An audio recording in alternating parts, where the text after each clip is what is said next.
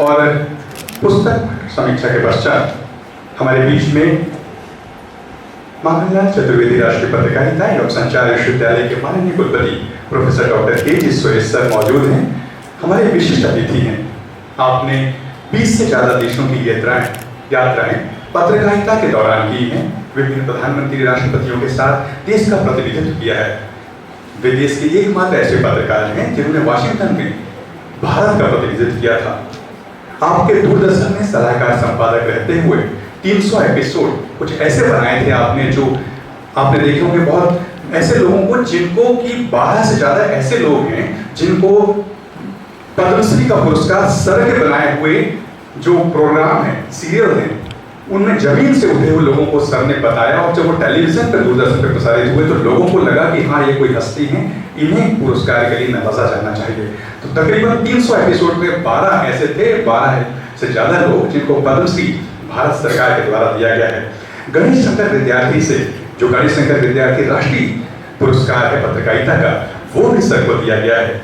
अभी 32 सालों की जो यात्रा है हमारे विश्वविद्यालय को, उसमें ऐतिहासिक पल 15 अगस्त को हुआ जब हमारे विश्वविद्यालय में रेडियो कर्मवीर का शुभारंभ माननीय कुलपति जी के नेतृत्व में भी हुआ है। एक बार जोरदार तालियां सर के लिए। और हमारे विश्वविद्यालय में इंडिया टुडे और द वीक में टॉप 10 रैंकिंग सर के मार्गदर्शन में ही बनी है। मैं पूरे सम्मान के साथ माननीय कुलपति जी को सादर आमंत्रित करता हूं।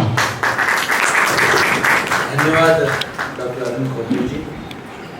आज के कार्यक्रम के अध्यक्ष हमारे प्रिय मित्र आदरणीय विकास दवे जी, आदरणीय रत्नेश जी, मेरे सहयोगी प्रोफेसर शिव कुमार विवेक जी, और आज के उत्सव मूर्ति मेरे प्रिय शिष्य कृष्ण मुरारी त्रिपाठी अटल। वैसे तो हम सनातन परंपरा में हमें ये नहीं पता कि हम कब एक दूसरे से मिले। हम कहते तब हम मिले थे पहली बार, हो सकता है वो हजारों साल पहले की बात है। लेकिन भौतिक इस दुनिया में अभी 2 वर्ष पूर्व जबलपुर में प्रचार विभाग का एक प्रशिक्षण वर्ग था, जिसमें मुझे एक व्याख्यान के लिए 2 दिवस हम लोग वहीं रुके थे प्रवास पे।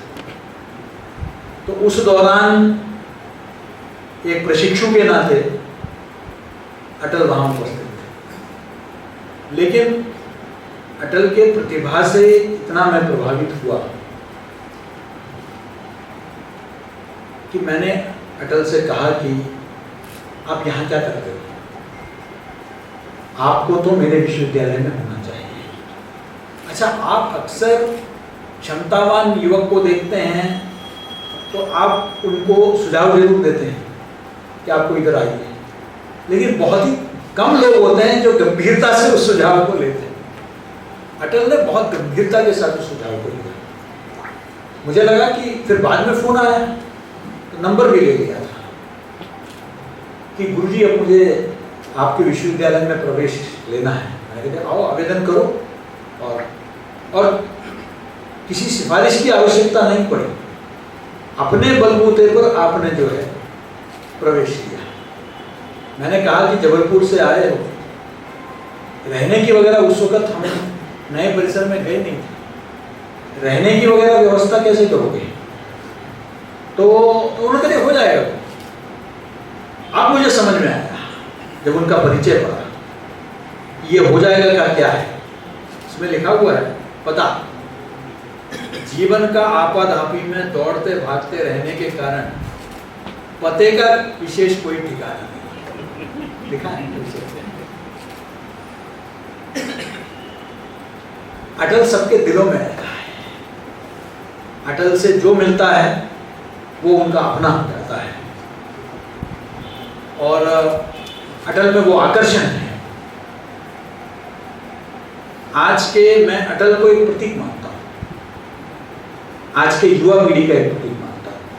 हम कई बार निराशावादी हो जाते हैं बगैर अपने गिरेबान में झांके। हमने अपने युवावस्था में क्या किया, हमने क्या बदल दिया, इसके बारे में बहुत ज़्यादा सोचे बगैर सारे समाज के कुरीतियों का जो भी सही गलत हो रहा है सारी जिम्मेदारी हम युवा पीढ़ी पर डाल देते हैं। अरे आज का युवा कहाँ भटक गया। मैं समझता हूं कि हमारे तुलना में, हमारे पीढ़ी के तुलना में, हम लोगों ने भी सक्रिय रूप से काम किया समाज में, लेकिन पीढ़ी के अगर दृष्टि से देखा जाए तो मैं आज के युवा पीढ़ी को ज्यादा सकारात्मक और सक्रिय मानता हूं। और अटल जो है उसका प्रतीक है, जो सोशल मीडिया में सक्रिय है लेकिन अपने जड़ों से भी जुड़ा हुआ है।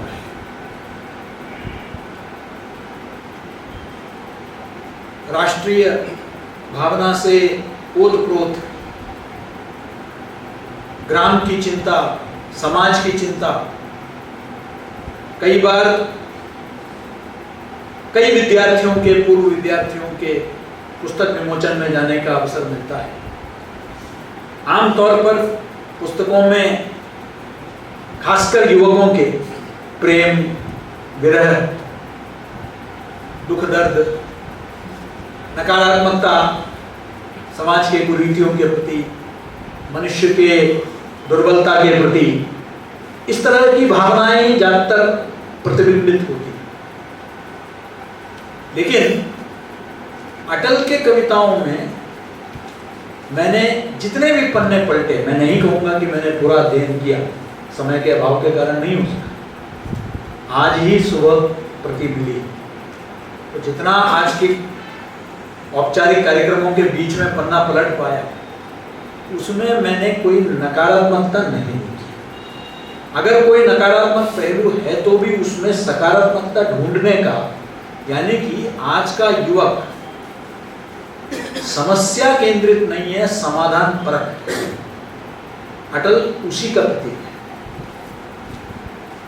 मैंने मुख्य रूप से एक दो बातें, जो बाकी कविताओं के, मैं कोई साहित्य का समीक्षक नहीं हूं,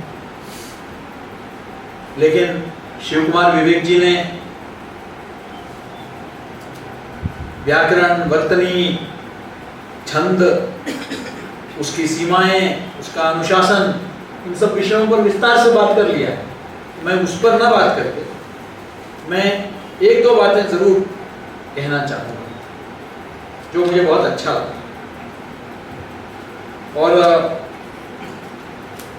इस कम उम्र में अक्सर हम देखते हैं कि इतनी परिपक्वता शायद कविता लिखने में, जैसे शिव कुमार विवेक जी ने कहा कि कविता में, और यानी कि कविता के छंदबद्धी में और बाकी अन्य चीजों में, अनुशासन में शायद और परिपक्वता की आवश्यकता किसी समीक्षक को लग सकता है, लेकिन समझ में परिपक्वता में कहीं कोई कमी नहीं।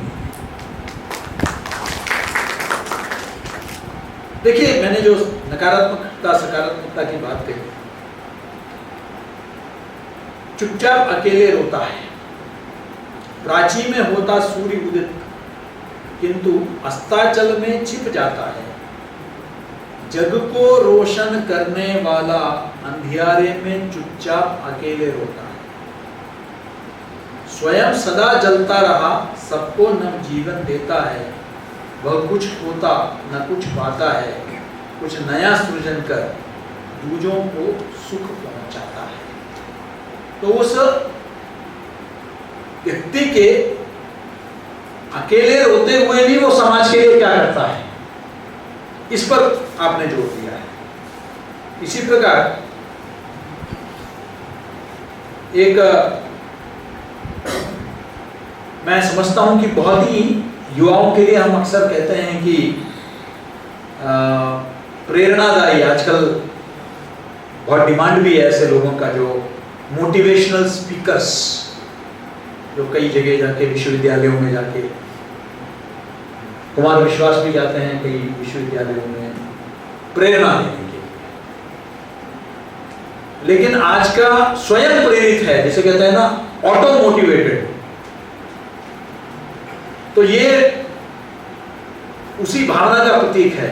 असफलता से क्या घबराना, असफलता का स्वाद चखे बिन सफलता कहां प्यारी लगती है। मंजिल तक जाने में, अपना परचम लहराने में आधी अधूरी नहीं, पूरी की पूरी तैयारी लगती है। इसी तरीके से मैं सिर्फ अब एक मुझे जो थोड़ा सा मार्मिक लगा ये है, इसी तरह सफलता माथा चूमे, मुख में मुस्कान लिए चलना, हर पल गतिमान हुए फिरना। कई बार तो मुझे लगता है कि अटल अपनी ही बात करता है। अटल को आप विश्वविद्यालय में देखेंगे इसी भाव में, वो कुछ लोगों में, मैंने साहित्यकारों में और लेखकों में विशेषकर मैंने देखा है कि शायद उनका जो कृतित्व है उसमें उनके मूल स्वभाव में कई बार विरोधाभास दिखता है। अटल का सहजता और सरलता जो कविता में है वो व्यक्तिगत जीवन में भी ऐसा ही है। इसी तरह निष्कलंक और उसी भावना के साथ हम विश्वविद्यालय में लगातार देखते रहते हैं, चाहे वो कार्यक्रम में प्रतिभागिता हो, कक्षाओं में सक्रियता हो। अटल का जो एक स्वभाव है वो इसमें स्पष्ट झलकता है। मुझे कविता पढ़ते हुए ऐसा लगा कि अटल मुझसे आके मिलके बात कर रहा है, मुझे नहीं लगा कि कोई अलग से कुछ बात कर रहा है। अटल जैसा है वैसा ही इस कविता में। तो सफलता माथा चूमेगी, मुख में मुस्कान लिए चलना, हर पल गतिमान हुए फिरना, संकट पीड़ा उलझन सबका अवसान किए रहना। ऐसे एक माँ का आपने जिक्र किया, माँ प्रथम गुरु, माँ प्रथम ज्ञान, माँ जीवन का प्रथम गान, माँ धर्म कर्म पथ का विधान, माँ सृजन का अद्भुत विज्ञान। तो माँ के ममता के महत्व को आपने जिक्र किया। मैं तो संक्षिप्त में इतना ही कहूँगा कि मुझे तो अटल के भविष्य के बारे में कहीं कोई संशय नहीं है, एक साहित्यकार के रूप में। और मुझे बहुत गर्व है कि जिनके प्रेरणा से आज हमारा विश्वविद्यालय 2 कमरे से 4 परिसर, 1600 अध्ययन केंद्र और 1.25 लाख विद्यार्थियों तक पहुंचे हैं। ऐसे हमारे प्रेरणा कुंज पंडित माखनलाल चतुर्वेदी, उनके बगिया में वही कालजयी कविता से प्रेरित होकर, पुष्प की अभिलाषा से, राष्ट्र प्रेम से ओतप्रोत, जब मैं ऐसे विद्यार्थियों को देखता हूँ तो बड़ा गर्व होता है कि हमारा विश्वविद्यालय जो है अपने लक्ष्य की प्राप्ति। विश्वविद्यालय तो कई स्थापित हो जाते हैं। अभी हमारा 15 अगस्त को कार्यक्रम हुआ तो बाहर से कई लोग आए थे, बाहर से यानी अपने प्रदेश के बाहर से आए। उन्होंने कहा कि हमने किसी और विश्वविद्यालय में लगातार 3 घंटे देश प्रेम का कार्यक्रम विद्यार्थियों द्वारा मंचन किया गया, कहीं और हमने लगातार देखा। 1-2 गाने प्रतीकात्मक सुना देते हैं, उसके बाद कार्यक्रम समाप्त, फिर फिल्मी आ जाता है, फिर बाकी चीजें आ जाती है। लेकिन चाहे वो नृत्य हो, चाहे गीत हो, चाहे कविता हो, बस देश प्रेम ही देश प्रेम। कई और विश्वविद्यालय कई और चीजों की भी पर्यायवाची होती है, लेकिन अगर देश में एक विश्वविद्यालय राष्ट्रीयता का पर्यायवाची है तो माखनलाल चतुर्वेदी राष्ट्रीय कि किस तरीके से राष्ट्र सर्वोपरि रखकर जो है हमारे विद्यार्थी जो है लगातार सक्रिय भूमिका में है समाज के।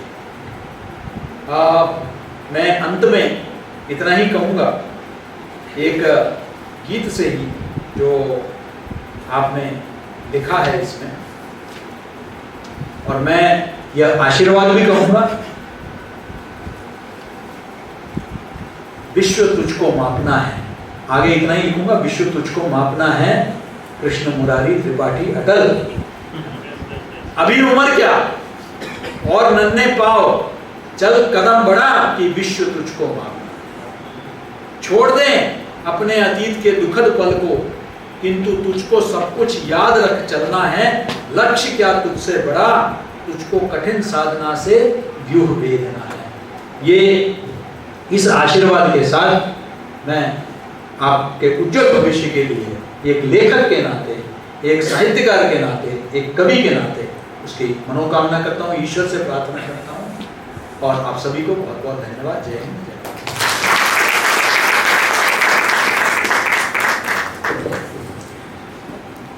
बहुत बहुत धन्यवाद सर आपका। आपने अटल के बहुत सारे पहलुओं को छुआ, एक विद्यार्थी के रूप में, एक लेखक के रूप में, एक कवि के रूप में, और उसकी जो अंतर्मन में जो चल रहा है और जो आपने उसके अंदर खोजा वो भी व्यक्त किया, जो कि शायद अटल को पता नहीं रहा होगा। बहुत बहुत धन्यवाद सर आपका।